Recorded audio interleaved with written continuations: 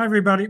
I thought I'd do a little short video showing how to understand sample selection. Sample selection bias arises when the sample is selected on the basis of values of the y variable, the outcome variable. So depending on the level of the outcome variable, some people, some units, some entities are included in the sample and others are excluded from the sample. So whenever you have that process, you'll likely have sample selection bias. And let's take a look at an example here. So you have the shared screen here. And you can see we have on the x-axis, we have education. Education levels, say for the United States, are varying from 8th grade all the way up to college and beyond.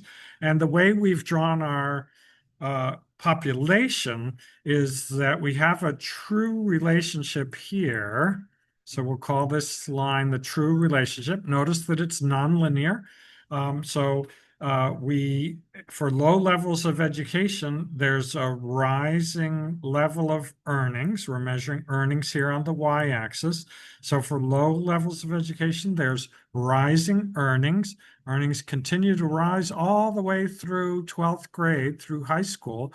Then when you get into college and have some college years, earnings start to flatten out, but notice that they're a lot more varied. So getting to college enables you to maybe make that shift to the really high income earnings. But also, it might mean you really did no better than a high school student, should have dropped out and worked as a mechanic because the college degree didn't do that much for you. So that's the way we've drawn it here, right? So that's our true relationship.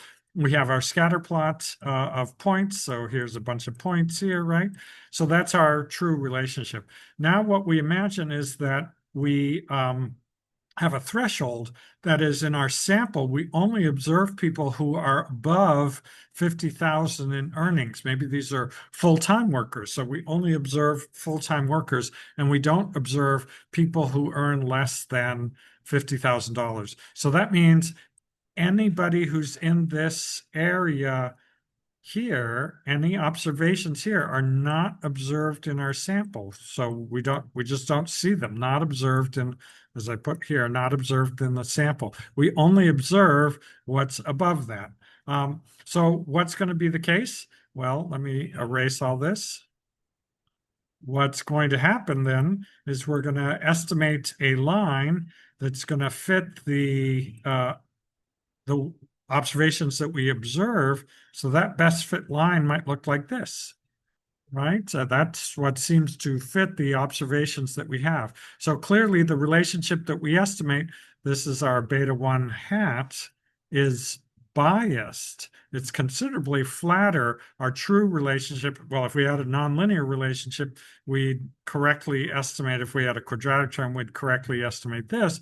If we were insisting on a linear relationship, and we had the full sample available, maybe we would end up estimating something like this, right? So that would be our underlying relationship that we would expect to find, but instead we find this biased beta 1 hat. Looks like education has very little effect on earnings, and that's because our sample has been selected to only include high income earners who are disproportionately high education attainers who don't have that much variation in their earnings, or at least not, it varies with their education. Sort of once you get to the college level, it's something else that determines your earnings, would be the idea here. So we clearly see the sample selection bias operating here.